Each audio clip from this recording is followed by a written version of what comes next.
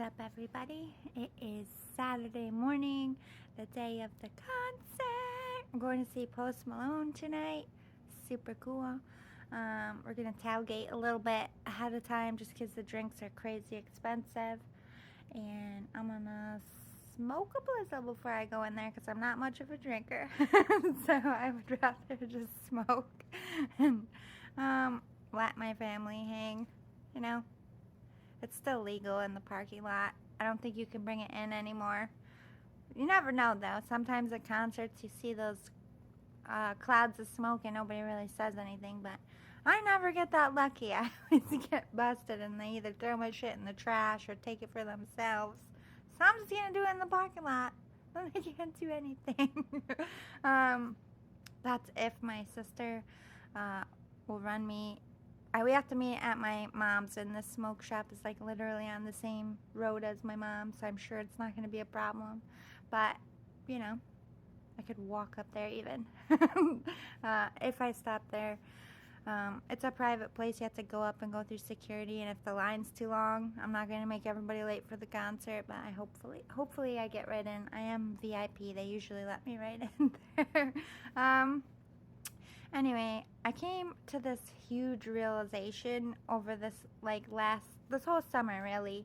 Just like looking at my life, and you know, I've already seen my one side of my family fall apart when my grandma passed. She was like the glue that held this all together. She was the matriarch, and we all congregated at her house, and every time we gathered together, it was for her.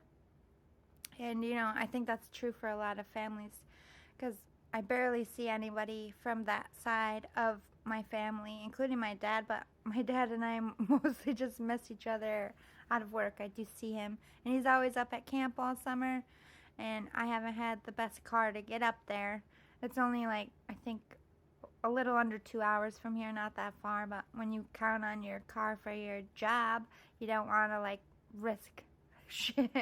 So hopefully next summer I'm in a better position. I can go up there. It's so peaceful.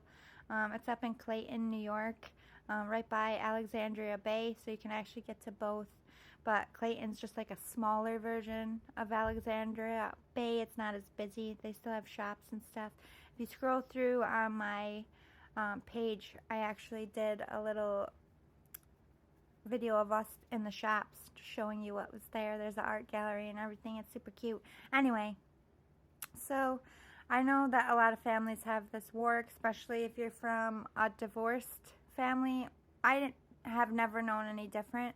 My parents divorced when I was 1, so I've always been a 2-family home, and I don't think it really affected me too much. I think I went through this phase when I was a kid, hoping that my dad and mom would get together, but you know, I think that's normal. I was like 6 to 8 age. I was like, why aren't you together? You know, just like kids, like, why isn't my mommy and daddy together? That was it. Like, that was the only time that I ever was affected by it, because I always had time with, you know, when my dad had us, it was dad time. My mom had us a lot of the time. So it's like I had my normalcy on both sides. I had my own room at my dad's house. I had a room at my mom's. You know what I mean? So it's like I had space in their lives. I never felt like neglected, or, you know, I wish when I was younger that I saw my dad more, but, you know, my parents had us kids when they weren't even 25 yet. Okay, my mom had me when I think she was like 22. Don't quote me on it, but she was early 20s. She had 3 kids. I was baby number 3. She was going through a divorce. 20s are a shit time for everyone, so I don't really fault my parents. I think they did a really good job for, you know, that point in their life. But there is a divide in my family. My mom had kids later in life, and she was more stable and was able to do all the mom things that she couldn't do with us because she was working 3 fucking jobs. And I think my mom carries a lot of guilt, you know, for us older kids, and how much we didn't, you know, get her time, or, you know, she didn't look at her schoolwork. She didn't really concentrate on her grades. She didn't go to our sports stuff. You know, my dad barely did either. We were just kind of picked up and dropped off. They all had to work.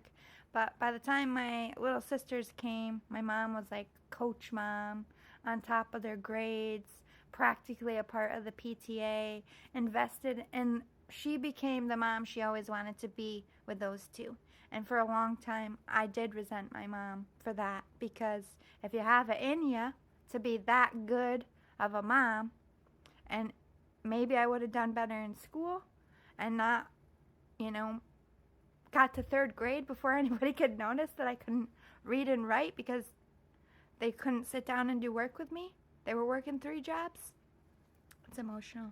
I'm going to get through it. But I don't feel this way anymore. Like, I've worked through it. Like, my life is my responsibility. Yeah, I wasn't supported as a kid.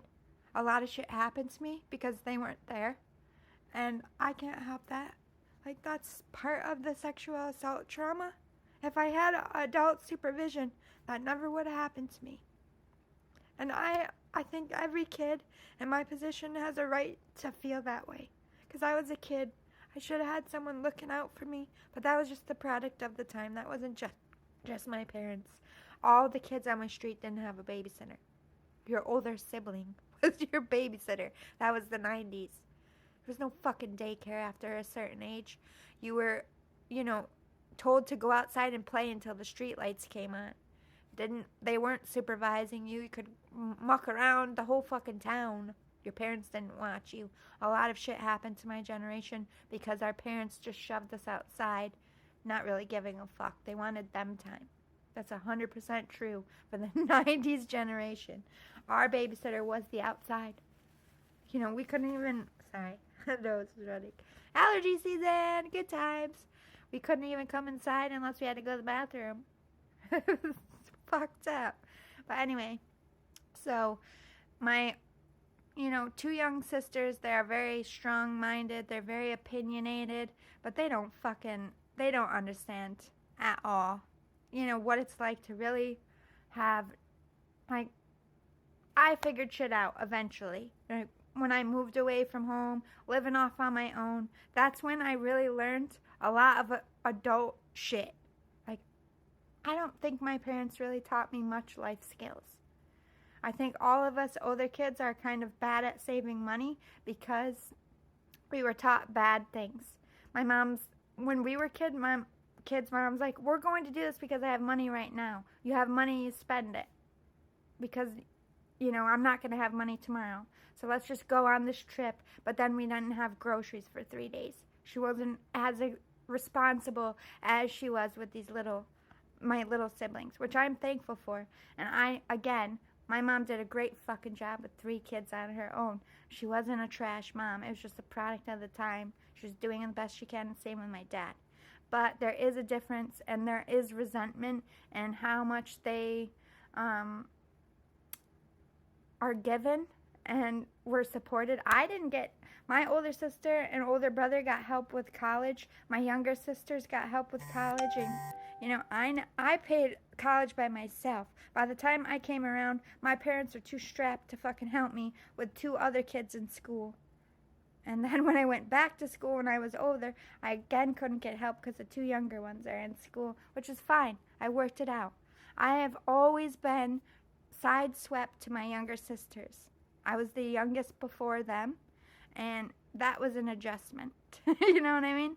And I just wanted the best for them. I wanted them to have the mom that I didn't, and I'm glad, but their opinions get shoved down our throat even as adults, and it's rubbing off on the younger generation, and I don't resent them for that. I'm glad they are, able to vocalize themselves, but what they fail to realize is you're going to be forced to deal with people that you don't want to deal with at a job or whatever, and you can't just shove people aside because you feel a certain way. You have to talk to people.